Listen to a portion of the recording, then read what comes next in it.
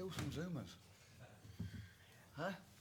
Stephen, Chris, Stephen, thank you for your time. Thanks for your patience. Okay, we'll kick off. No problem. With Ian Parker. Ian, first of all, we've obviously seen the statement this morning. I understand you spoke to Kyle last night before the decision was made. Can you just tell us about the conversation and his side? No, I'm not going to go into the conversation, but yeah, it's right that that we spoke about things. It's right that you have to discuss them. He's a player of ours, and there's an attention to detail that you have to take care of as well. And no, I can't elaborate on what the statement says, but clearly, it's something that we'd rather not be talking about. Kyle's 35. He's been in and out of the squad. Is there still a route back for him at this point? Yes, as I said, I'm here to support my players, and I've always looked at a manager's role as being many facets to it, and that includes being a father figure and be somewhere there who they can turn to and talk to, and that relationship will still be there. Yeah. And he's obviously been a distinguished player for Northern Ireland for many, many years. This is not how we want it to end. Would you like to see him back in the squad? It's not necessarily the end, and it'll be reported in some quarters of that. It'll be sensationalised. I'm there for Kyle. Has there been any consideration to bringing in a replacement, and how does this affect your plans? Not at this moment in time, no. I mean, the fact was that Kyle hadn't trained since Tuesday.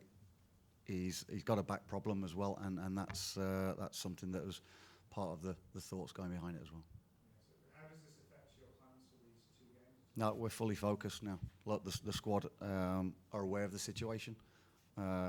Kyle's a popular figure within the group, so for me, everyone rallies around him, and it's a case of look towards Kosovo now, the home game. Let's talk about the football side of things, and the concentration's been there all week. There's a focus, there's an energy, there's clearly a difference to how it was in June, and we can't wait for the game to start, really.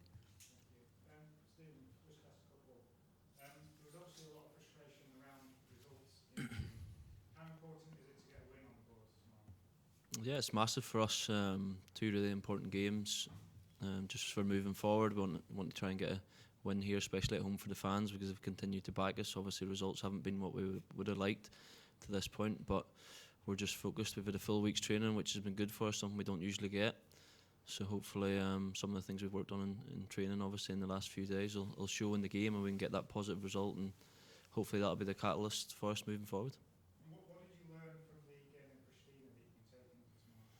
Yeah, well, I think in the game, particularly there, we started actually okay in the game, and then obviously we get the penalty decision, and then that changes the swing of it a little bit. But there was positives to take because we kept going to the very end, and if we probably had a little bit more time in the game, we might have got something from it. But we do know they've got quality players within their team in the attacking areas as well. They can cause you some problems, so we know we're going to have to be our best, but we do believe in the quality that we've got, and we're all very frustrated within the dressing room because we believe we should be getting better results than what we've shown in this campaign, and tomorrow's obviously another opportunity for us to try and put that right.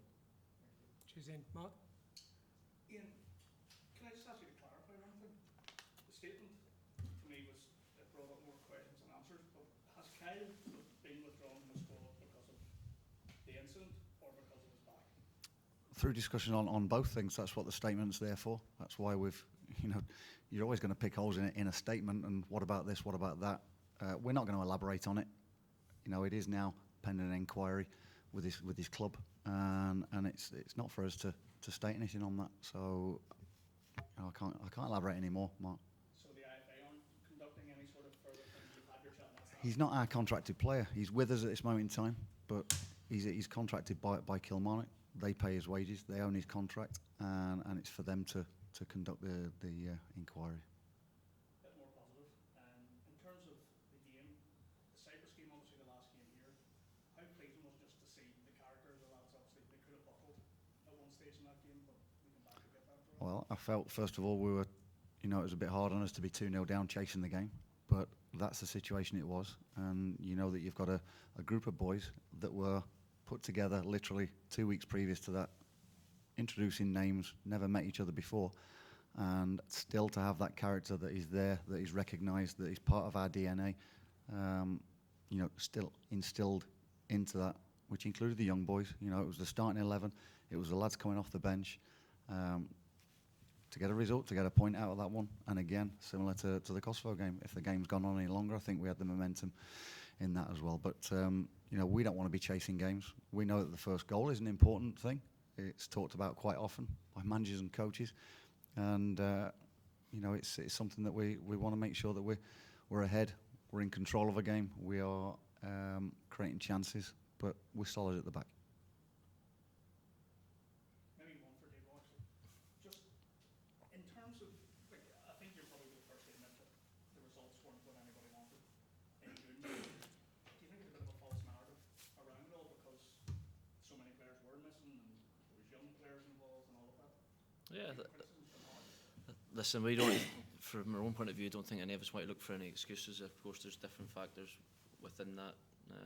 Obviously, we all know the importance of us having a fully fit squad and their best players available at all times. There's been younger players coming in, getting valuable experience, although we'd like them to be getting that while we're getting results along the line as well. So there's many different things, but I think we just have to remain focused as a group. And as I said, we are frustrated as well. We believe we're better than what we've shown in terms of getting results. There have been elements of the games that we've done really well, but I think, as the manager touched on there, in terms of the first goal can be really important. We've probably conceded too many goals, so there's things we need to tidy up, and if we do that, then we know we can go and get a result.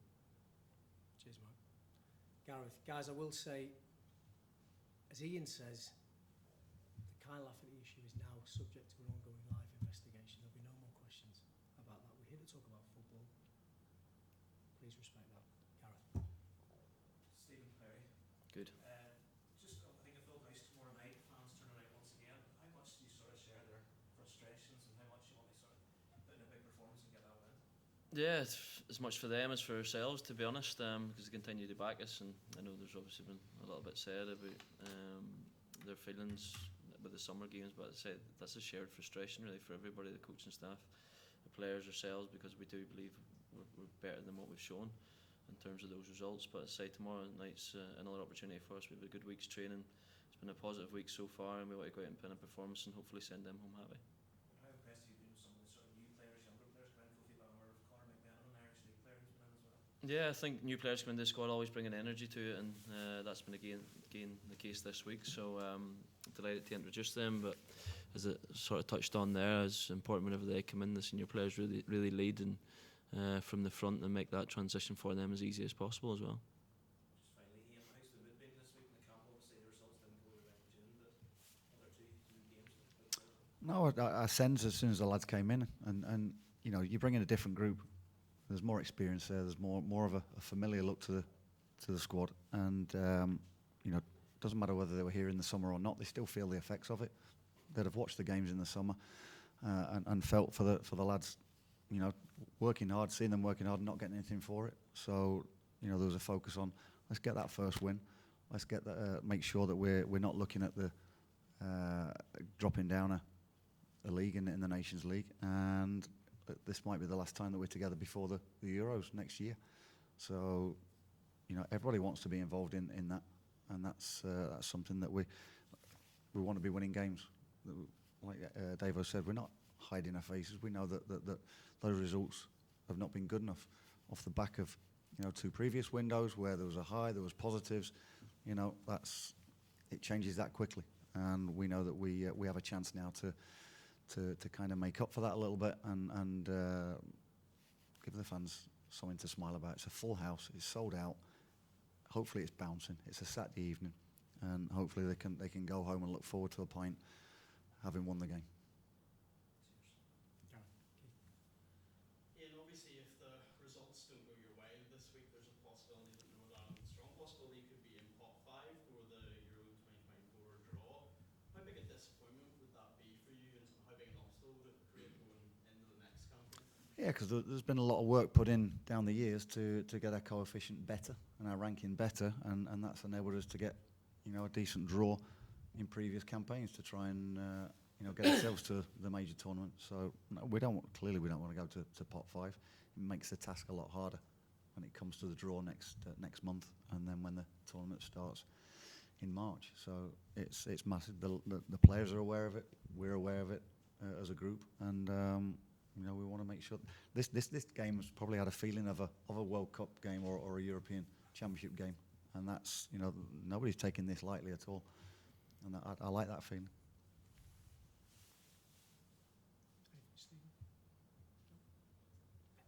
Kenny? I appreciate your stance, but I feel I'm entitled to ask one question if you would take one on the Kyle Lafferty thing, Ian.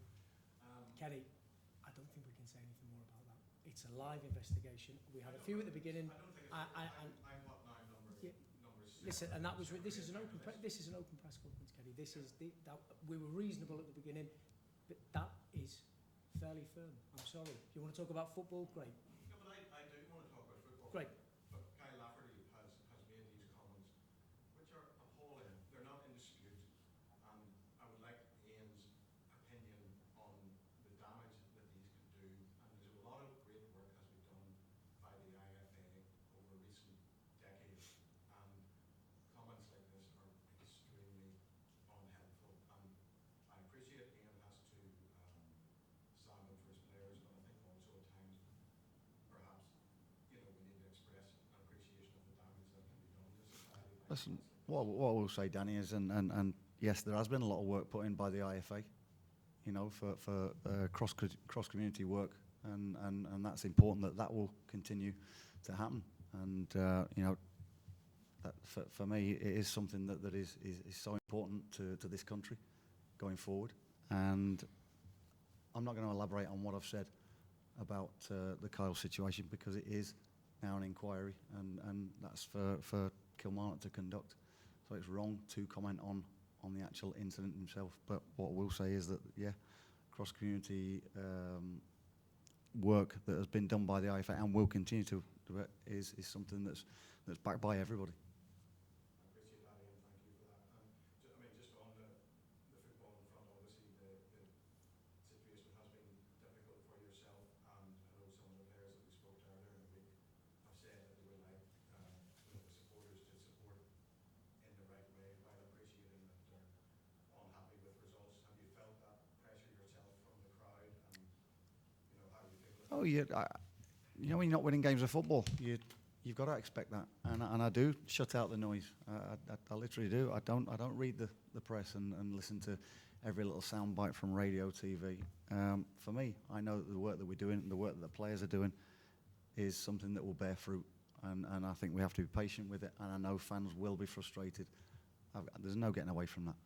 I understand that, but hopefully we can get them off the seats, back in the players, back in the team that's on there, and for the 90-95 minutes, there's a feel-good factor.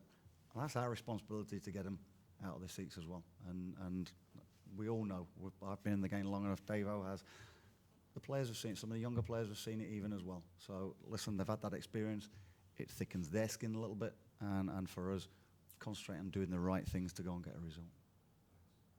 Thanks, Kenny. You mentioned the crowd there. They always say the first goal is really important, but given some of the reaction after the last games, how important is it to get that first goal and get the crowd on side? Because they know what they can do here. Well, you are going to have disappointments in the game, and as in, you don't get things going your way, or that the opposition start well, you don't quite start so well. But it's important that's when you need clear minds, clear focus, reset things. That's where the senior players are so important. They can help you on that. It's something that you also sort of plan for as well, and players know their jobs, know their roles. I don't think we leave any stone unturned, and I think that's important. That there's a recognition of that you're not going to get it your own way all the time.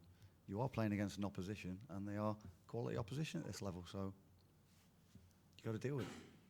This one for Stephen. Have you spoken about this when this run as a group and how you want to deal with that to try and correct that? It's just like that. I just think the questions then is a very negative narrative, and for me, like, the fans have always backed this. Do you know what I mean? I think for the 90 minutes they'll turn up again tomorrow night and be back in the team for that 90 minutes during the game. So I don't have any concerns about that there.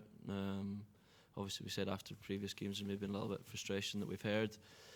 that's understandable as well. So like I think there's been too much made of it. The fans will always want the team to do well, and they'll sing and cheer us on for the duration of the game. That'll be the case again tomorrow, and it's up to us to say as players on the pitch to have that responsibility to make sure they go home happy. Cheers, Andy. Ian, you spoke there about it's got that feeling like a World Cup or European Championship game. Do you feel you can tap into that and maybe sharpen the focus from the players? It's not just like a Nations League. It's almost like trying to qualify for something really. Just that. Well, I know some people have described it, and whether it's this nation or any others, that Nations League are glorified friendlies. You can dress it up as you like, but there is something on it. There is promotion, relegation, or for the top level, there's a trophy to win. For us, it's been a chance to try different things, try different players, blood different players, give them experience. Yeah, we'd like to be winning games along the way, but it's not ideal for us to be doing that during a Euros, during a World Cup. But I just get the feeling, a sense of this one, that because of the results in June, that there is a real focus from the players. Not that there wasn't in June, but you can understand what I'm saying, that there is a feel to it, that it's a Euros, it's a World Cup. It's something you want to go and win the game and win it well, and then move on to the next one to finish the tournament off in a bit of a positive. And then just, have you any plans for any friendlies in November? Maybe one or two nations you're looking at trying to do games for the World Cup? So It's still not clear from FIFA, the directives from that, whether it's an official window or not. And then you may get problems with releasing players from their clubs, and that's not a situation we want to be in. Because I think some clubs are talking about like Everton going to Australia or something like that there, so they seem Yeah. to be thinking we're keeping our players certainly during the first season. Yeah, if they've not got players going to the Euros, to the World Cup, then they want to keep players, either give them time off and a break, or keep them in house. And if they don't need to release them, my experience is they're not going to let them. Thank you. Thanks, Dave. Graham? Ian, these 2 matches, momentum and belief is very, very important in football. As you know, you see these 2 games as critical in terms of looking at all the qualifiers coming into the end. Experience. It might be the only 2 games we get before we go into the Euros.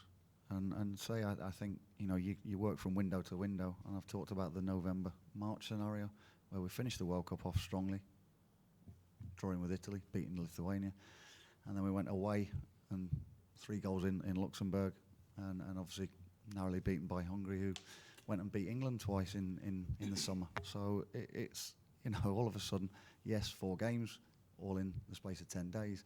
And it was tough. It was tough on the players, tough on everybody. We're all disappointed. So now we come to a new window, a fresh window. We have a different squad, different look to us. Although we've given those younger players a great experience of what it's like and what to expect. And some of them were in the under-21s yesterday that went and watched. I thought they played really well, actually, in defeat. And a couple are in, with the under-19s, which, it strengthens the whole group all the way through. They've got that experience, and you can't beat experience like that at a young age. I mean, it's 4 games in 11 days, something like that. It was in June. Probably quite a unique situation. It's also going to be challenging for a company like ourselves. I mean, are you happy never to have to encounter something? I would like to have that again, but that means we'll have qualified for a Euros or a World Cup. That's probably the only other time that they've played 4 games in the space of 10 days, and even then you get a bit longer in between for World Cup. So no, I would like to experience it again, and we'll be better for it. But let's hope we get the chance to do that. Is there any particular aspects of the performance you want to see better from the team in these 2 games? Any particular within the performances themselves? I think we've concentrated quite a lot on the attacking side of it and creating things, and obviously being more clinical in front of goal, and I think that has improved. But that can't be to the detriment of leaving the door open at the other end and becoming, easy to create things. And I think that was a feature not so long ago, that we were shutting out. Well, clearly the World Cup campaign, we didn't concede a goal here. And we were, I think, the only team to do that at home, not to concede a goal. And so a mixture of that, a balance of that would be nice. Create the chances, but also cut out any chances for the opposition and get a clean sheet. Stephen, obviously there's always a tension on a manager in football. The players accept responsibility as well and understand the situation. Yeah, of course, 100%. There's nobody trying to shirk away from any responsibility. Like, we're the ones that go out on the pitch, so the majority of the responsibility lies with us. So we need to do better. Another major tournament for yourself, still going to try and think about it first game. Good question. Yeah, I'd love to. Like, that'd be the absolute dream. Like, but as I've always kind of said, we sort of get to the end of each campaign and just make sure we're feeling good and make sure I feel that I can still contribute as much as I want to contribute and take it from there. But of course, that'd be a dream. When you see the young players coming in this squad, does that give you more encouragement about the future? Yeah, I think it's great. Obviously, as a young player, you want to get opportunities, and quite a few of them had it over the last number of trips we've had together. So that can only be a good thing for us moving forward, getting that experience earlier on. That'll certainly help them in their careers. Looking forward to hopefully seeing Johnny get the 100 caps, joining the 100 club. Yeah, fully deserved. Great accolade for him. He'd probably tell you himself that he could be on that stage by a few trips ago. So he's obviously missed out in some games, but yeah, he's been top quality from the minute he's made his debut. Obviously coming in, playing out of position against a top team and getting a great result to begin with, and he's carried on his international career from then. So top player, top person off the pitch as well, and deserves all the accolades that he gets. Yeah, of course, he's obviously so experienced at club level as well, the clubs that he's been at, the level that he's played at throughout his career, so he's a massive part of the success that we've had, and hopefully success we'll have moving forward. Stephen, can I just ask you what you made of Kosovo when you played them away? I mean, probably the name probably doesn't suggest how good they are, right?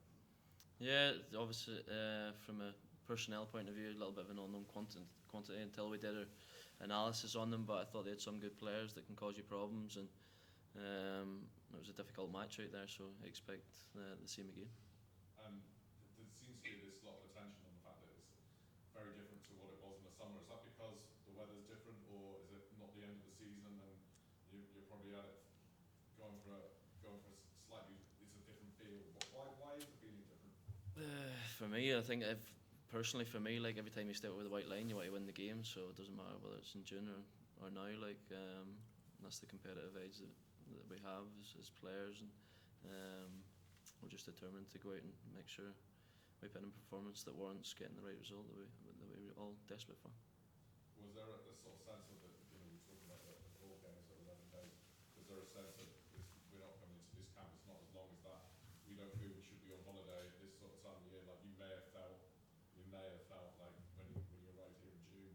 Is that why it's different? Yeah, I just think anytime you meet up with the squad, to be honest, there's different challenges obviously coming towards the end of the season. Everybody was at different stages. Some had finished for 2 or 3 weeks before meeting up, so it's not ideal, obviously, preparation going into a game, and the 4 games in the 10 days with the squad we had, and bringing a lot of younger players who hadn't played before. So there are all factors in it, but as I say, there's nobody really hiding away from the fact that we would have liked better results. But as I say, this week's been good so far. Hopefully that shows in the game tomorrow, and we get the result we all want and need. And Ian, can I just ask you maybe about the Kosovo coach?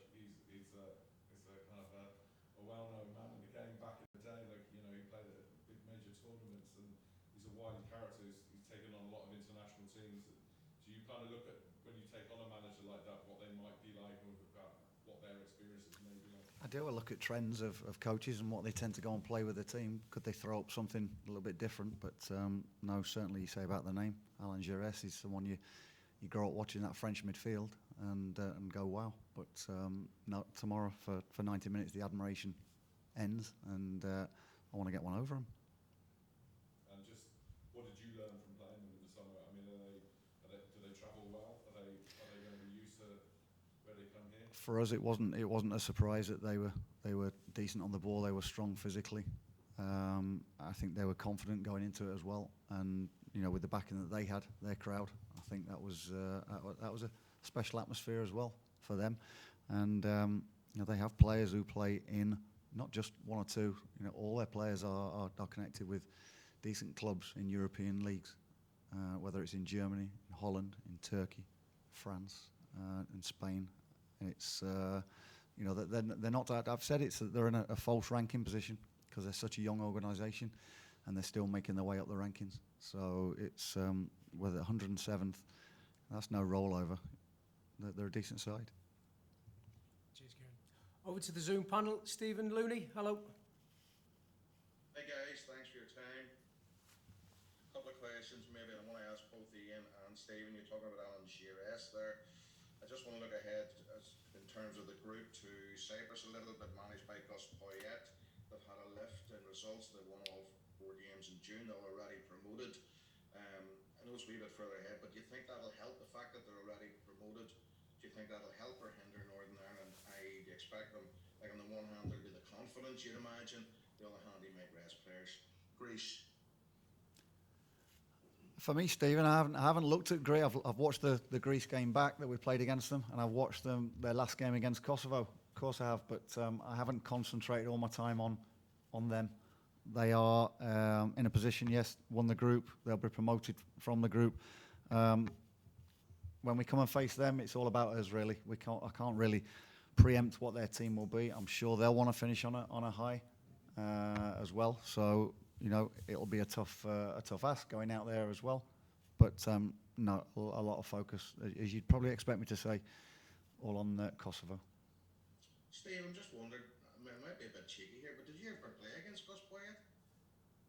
Good question. Probably, yeah. I'm not entirely sure, to be honest. Well, what was it like playing them in Greece? What they did sound like a formidable proposition on Tuesday night next. Yeah, it's going to be a difficult game. I think always going to Greece, you expect to have a difficult game. They've obviously got some good players within their ranks. So again, it'll be a tough task, but hopefully we're going into it off the back of a good result. Thank you, Steve and Ian. And finally, Ian, I have to ask you, I want to go back to Kyle, because I don't think that the IFA statement has been clear enough. Stephen, we're not talking about Kyle. Yes. Well, I'm just going to ask this question, Danny. Do you think that you're showing strong leadership and ownership on this matter? Do you think it's a non-issue? Do you think... Stephen, sorry, I'm shutting this. Stephen, I'm shutting this down. With respect, I'm shutting this down. I did that to the guys in the room, and I'm doing that now. Well, I'm just giving you the opportunity to be more clear, okay? You're refusing that opportunity. You say this is a non-issue. Is that what it is, Danny? No, Stephen, I think the statement says clear. It states clear facts, and now we're into an inquiry that the club will do. So, you know. You're hiding behind an inquiry that Kilmarnock are going to do. I mean, in the statement, we don't know whether it was a back problem, whether it was sensitivity problems. Stephen, sorry, Stephen. This is subject to a live investigation. We're not, Stephen. We're not saying any more about it. I'm really sorry. Okay. Thank you. In my opinion, that's a lack of leadership, Danny. But thank you. Thanks, Stephen. Stephen Beacom. Ian, what did you make of the Kyle Lafferty video? Stephen. No, I'm not going to speak about it, Steve. We're shutting this down. Chris Wheeler. Oh, hold on a second. Stephen, you heard me. I'm being reasonable. Chris. Do you know what? I think I'm entitled to ask questions. Stephen, you can ask about football. I'm with Stephen Looney on this. Stephen. I'd love to read the statement. If you could just clarify this point. Was Kyle omitted from the squad because of Stephen, we are not... investigation, or was it the injury? We don't know.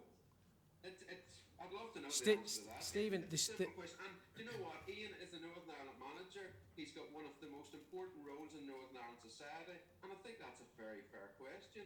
Stephen, listen, the discussion was it was about both of it, Stephen. So that's you know, he wasn't going to be fit to play on Saturday, and he hadn't taken part in training since Tuesday. So it was a mixture of the both there. I can't say any more on. Any questions for Stephen? Stephen. Dave, how you doing? You all right, mate? I'm okay. If If they're football related, brilliant. It's all right. I'm going to ask him something football related.